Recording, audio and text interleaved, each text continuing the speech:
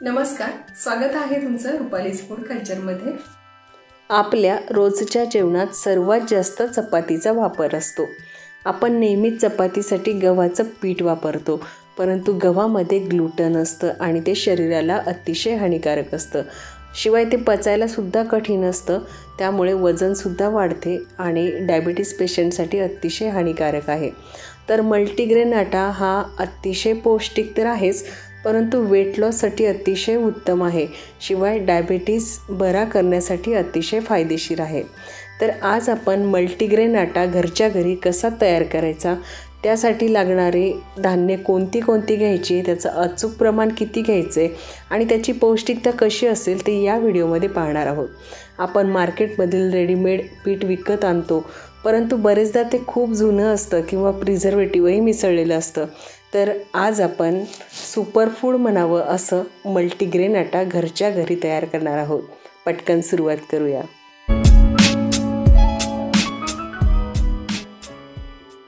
तर आज आपण 1 किलोच्या अचूक प्रमाणामध्ये मल्टीग्रेन आटा तयार करतोय। तर त्यासाठी इथे मी 500 ग्रॅम म्हणजे अर्धा किलो असे लोकवण व्हेरायटीचे गहू घेतलेत। तर आपल्याकडे जे कुठली व्हेरायटीचे गहू असतील ते आपण घेऊ शकता। तर आता इथे मी 100 ग्रॅम असे तांदूळ घेतलेत। तर तांदूळमध्ये कार्बोहायड्रेट्स आणि ऊर्जा, पचायलासुद्धा हलके असतात आणि प्रतिकारशक्तीसुद्धा वाढवतात। 100 ग्रॅम मका घेतली आहे। मक्यामध्ये सुद्धा प्रोटीन, फायबर आणि मिनरल असतात। तर आता इथे मी हॉर्स सीड्स घेतलं आहे।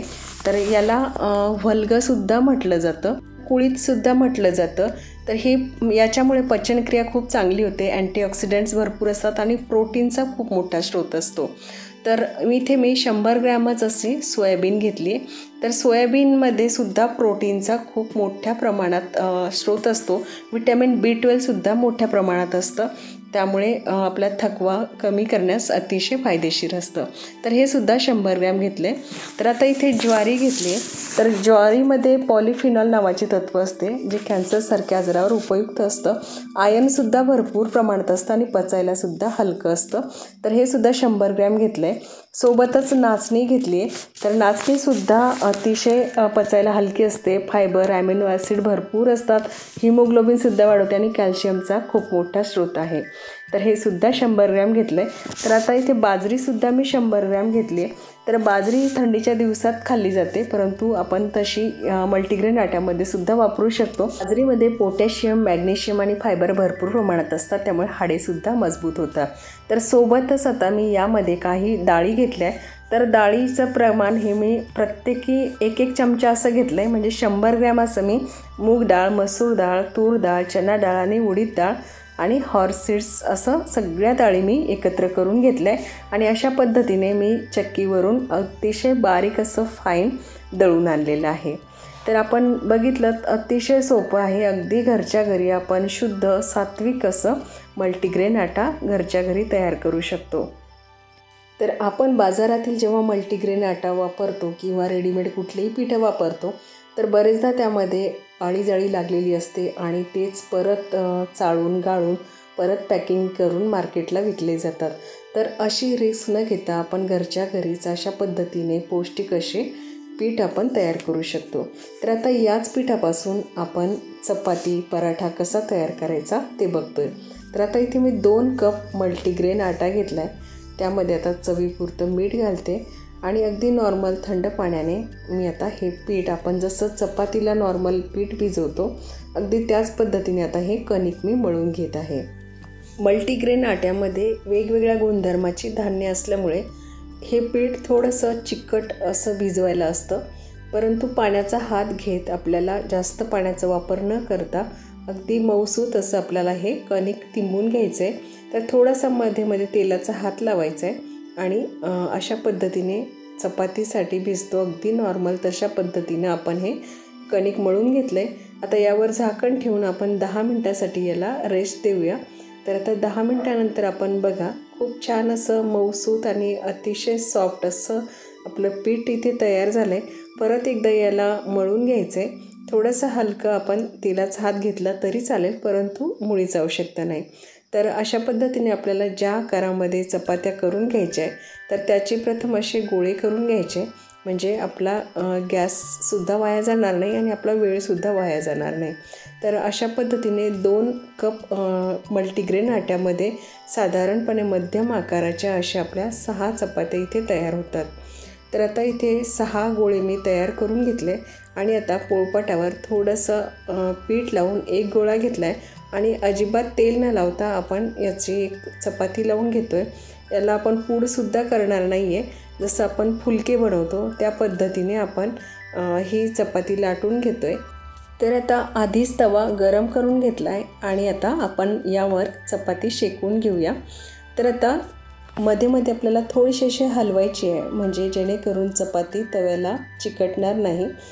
तर आता पहिली साईड आपल्याला अगदीच कमी म्हणजे जास्तीत जास्त एक 15 ते 20 सेकंदच भाजून घ्यायची आणि आता दुसरी साईड आपण पलटून घेतली आणि ती 1 मिनिटभर आपल्याला शेकून घ्यायची। तर अशा पद्धतीने त्याला असे डाग पडले पाहिजे आणि मग बर्नरवर आपल्याला हे शेकून घ्यायची आहे। तर आपण बघू शकता खूप छान अशी टम्म अशी आपली चपाती इथे तयार झाली आहे। अजिबात तेलाचा वापर केला नाही आणि शिवाय अशी ही बिना तेलाची चपाती आपल्याला वेट लॉससाठी अतिशय फायदेशीर आहे आणि टिफिनमध्ये सुद्धा आपण देऊ शकता।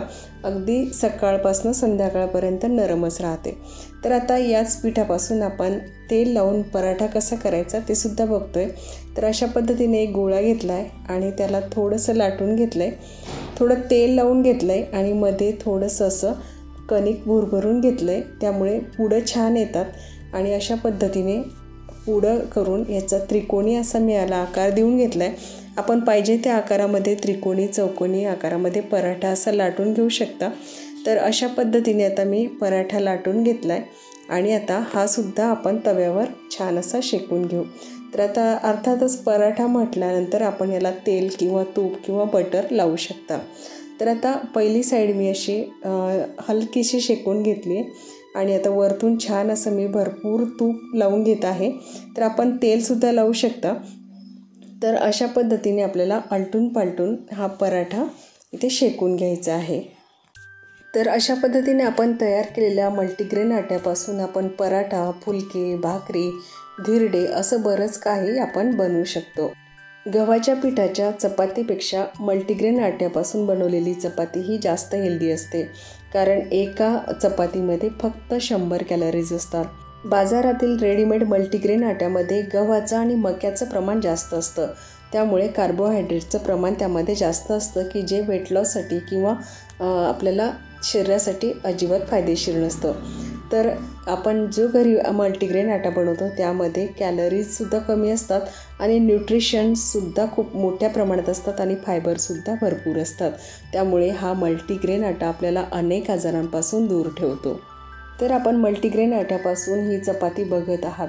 अतिशय मऊ अगदी लुसलुशीत अशी इथे चपाती, पराठा किंवा फुलके आपण तयार करू शकतो।